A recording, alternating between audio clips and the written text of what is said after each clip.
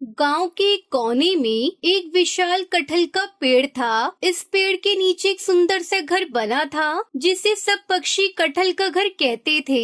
इस घर में टुनटुनी चिड़िया अपने परिवार के साथ रहती थी। टुनटुनी खुश मिजाज और चुलबुली चिड़िया थी। उसकी आवाज सुनकर सभी जानवरों पक्षियों का दिल बहुत खुश हो जाता था। टुनटुनी का एक सपना था कि वो अपने घर के आसपास एक सुंदर बगीचा बनाए। वो हर दिन सुबह उठकर अपने दोस्तों के साथ मिलकर बगीचे की देखभाल करती थी। उसके दोस्तों में तोता, कबूतर, चिड़िया, चिड़ा शामिल थे।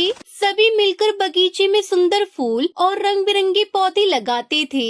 एक दिन गांव में एक नया कौवा आया। उसका नाम कालू कौवा था। कालू कौवा बहुत चालाक और दुष्ट था। उसे दूसरों की खुशियों से जलन थी। उसने देखा कि टुनटुनी और उसके दोस्त खुशी खुशी बगीचे में काम कर रहे हैं, तो उसने सोचा, क्यों ना मैं इनका मजाक बनाऊं और इनके बगीचे को बर्बाद कर दूं। कालू कौवे ने टुनटुनी के बगीचे के पास उड़ान भरी और वहाँ बैठकर चिल्लाने लगा, टुनटुनी, अरे और टुनटुनी, तुम्हारा बगीचा बहुत बुरा है। इसमें कोई फूल नहीं है, तुम कुछ नहीं कर सकती। टुनटुनी ने कालू कौवे की बातों पर ध्यान नहीं दिया और मुस्कुराते हुए बोली, हम मेहनत कर रहे हैं कालू कौवे। एक दिन हमारा बगीचा बहुत सुंदर होगा, तुम भी देखोगे और उसकी तारीफ करोगे। लेकिन कालू कौवे ने हार नहीं मानी। उसने अपने दोस्तों के साथ मिलकर टुनटुनी के बगीचे में आना जाना शुरू किया। वो हर दिन वहाँ जाकर बगीचे को नष्ट करने लगा। उसने फूलों को नोच डाला, पौधों को उखाड़ दिया और टुनटुनी को परेशान करने लगा। टुनटुनी उसके दोस्त बहुत परेशान हो गए। तभी सुंदरी कौवी ने कहा, अरे टुनटुनी, हमें कालू कौवे को रोकना होगा, नहीं तो वो हमारी मेहनत पर पानी फेर देगा। हाँ सुंदरी कौवी, तुम सही कह रही हो। हमें उस कालू कौवे को रोकना होगा। इसलिए हमें एक योजना बनानी होगी जिससे हम उस कालू कौवे को हरा सके। टुनटुनी और उसके दोस्तों ने मिलकर एक योजना बनाई। उन्होंने तय किया कि वो कालू कौवे को समझाने की कोशिश करेंगे कि उसकी हरकतें गलत हैं। उन्होंने सोचा कि अगर वो समझ जाए तो शायद वो अपने बुरे कामों से बाज आ जाएगा। एक दिन टुनटुनी उसके दोस्त कालू कौवे के पास गई। तभी टुनटुनी चिड़िया ने कालू कौवे से कहा, कालू कौवे, क्या तुम जानते हो कि तुम क्या कर रहे हो? तुम हमारे बगीचे को बर्बाद कर रहे हो। इससे हमें बहुत दुख हो रहा है। कालू कौवे ने हंसते हुए कहा, मुझे परवाह नहीं है, मुझे तो बस मजा आता है तुम सबको परेशान करके। इससे टुनटुनी उसके दोस्त बहुत निराश हो गए। उन्होंने तय किया कि अब उन्हें कुछ और करना होगा। उन्होंने सोचा कि अगर कालू कौवे को सबक सिखाने कोई तरीका निकाला जाए तो वो अपनी हरकतों से बाज आ सकता है। तभी टुनटुनी ने कहा, सुनो साथियों, हम सब एक साथ मिलकर जाल बुनेंगे और जब कालू कौवा आएगा तो उसे हम उस जाल में पकड़ लेंगे। सभी दोस्तों ने इस विचार को पसंद किया और जाल बनाने में जुट गए। टुनटुनी और उसके दोस्त ने जाल बनाने में बहुत मेहनत की। उन्होंने बगीचे के चारों ओर जाल बूंद दिया। जाल को इस तरह से सजाया गया था कि जब भी कालू कौवा बगीचे में आएगा वो उसमें फंस ही जाएगा। एक दिन कालू कौवा फिर से बगीचे में आया और वहाँ के फूलों को तोड़ने लगा। जैसे ही उसने जाल में प्रवेश किया वो उसमें फंस गया। टुनटुनी और उसके दोस्त खुशी से चिल्लाए, अरे टुनटुनी, हमने उसे पकड़ लिया। कालू कौवे ने देखा कि वो जाल में फंस गया है, तो उसने टुनटुनी से कहा, कृपया करके मुझे छोड़ दो। मैं अब कभी तुम्हें परेशान नहीं करूँगा। अगर तुम सच में ऐसा सोचते हो तो मैं तुम्हें छोड़ सकती हूँ, लेकिन पहले तुम्हें वादा करना होगा कि तुम हमारे बगीचे को नुकसान नहीं पहुँचाओगे। कालू कौवे ने वादा किया और टुनटुनी ने उसे जाल से आजाद कर दिया। फिर कालू कौवे ने अपनी गलतियों का एहसास किया। उसने टुनटुनी उसके दोस्तों से माफी मांगी। टुनटुनी चिड़िया ने उसे माफ कर दिया। उससे कहा, कालू, हम सब एक साथ रहेंगे तो हम हमेशा खुश रहेंगे। कालू कौवे ने टुनटुनी के बगीचे की मदद करने का फैसला किया। उसने अपने साथी पक्षियों को बुलाया और सभी ने मिलकर बगीचे को फिर से सजाने में मदद की। कुछ ही दिनों में टुनटुनी का बगीचा फिर से खिल उठा। वहाँ सुंदर फूल, हरे पौधे, रंग बिरंगी तितलियाँ उड़ने लगी। अब कालू कौवा भी टुनटुनी और उसके दोस्तों के साथ खुशी खुशी बगीचे में काम करने लगा। गाँव के सभी जानवर और पक्षी अब टुनटुनी के कटहल के घर को देखकर खुश होते थे। उन्होंने एक दूसरे से कहा, देखो, टुनटुनी चिड़िया ने सभी को एक साथ लाकर कितना सुंदर काम किया है। ये कटहल का घर कितना अच्छा है।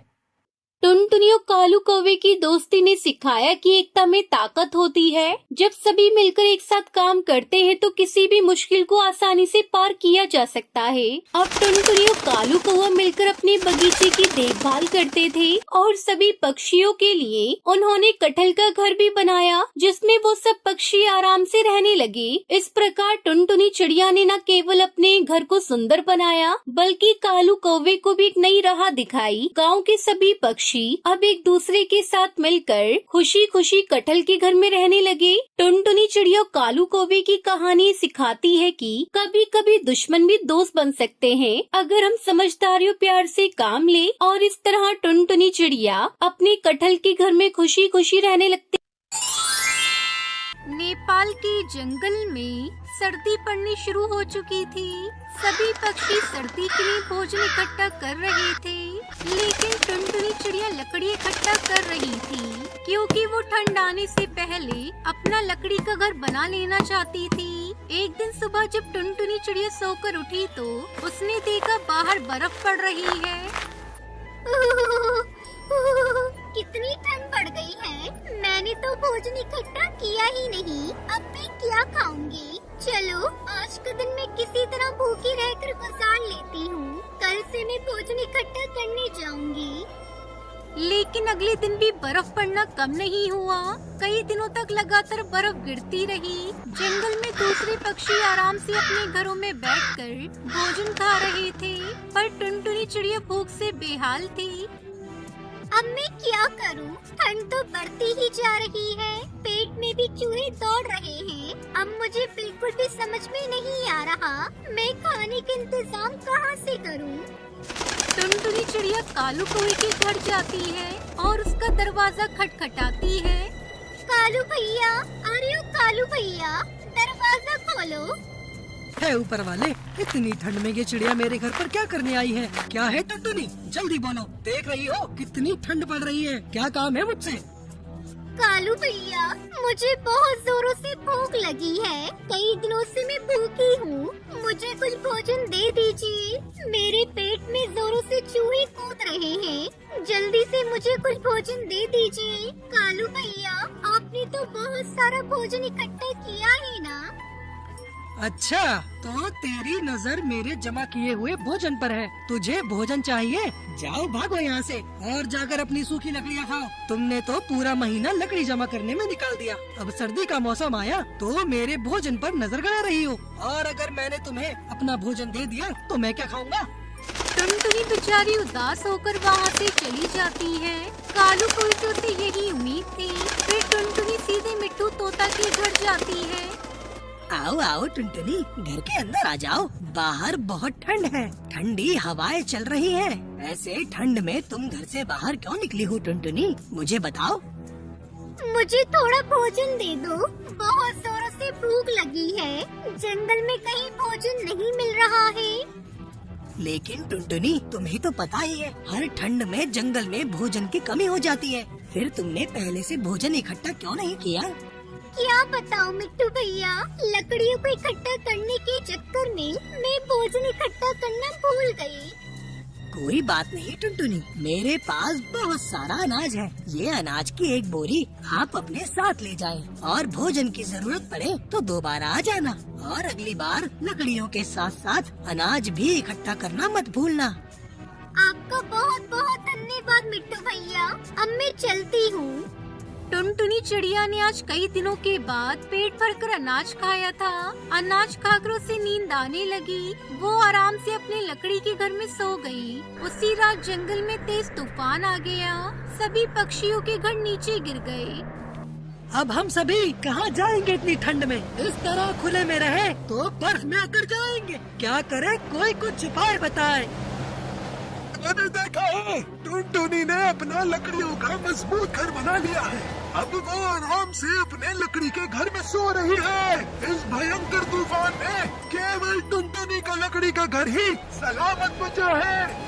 तभी बुलबुल बोल पड़ती है, तो हम सब चलते हैं टुनटुनी के लकड़ी के घर में रहने के लिए। नहीं नहीं, वो टुनटुनी हमें अपने घर में क्यों रहने देगी? हमने तो उसे भोजन देने से मना कर दिया था जब वो हमारे पास भोजन मांगने आई थी। वो सभी बातें कर ही रही थी कि तभी टुनटुनी चिड़िया वहाँ आ जाती है। कालू भैया, अरे मिट्टू भैया, आप लोगों को चिंता करने की कोई जरूरत नहीं। जैसे ही मुझे पता चला कि आप लोगों का घर तूफान में उड़ गया है, मैं आप सबको लेने के लिए आई हूँ। मेरे लकड़ी के घर में बहुत जगह है, आप सब आराम से रह सकते हैं। और मेरा लकड़ी का घर अंदर से बहुत गर्म है, आप लोगों को ठंड में कोई दिक्कत नहीं होगी। आप सब मेरे साथ मेरे घर में चलें। फिर सभी पक्षी टुनटुनी की लकड़ी के घर में आ गए और पूरी ठंड उन्होंने टुनटुनी की लकड़ी के घर में हंसते हंसते गुजारी।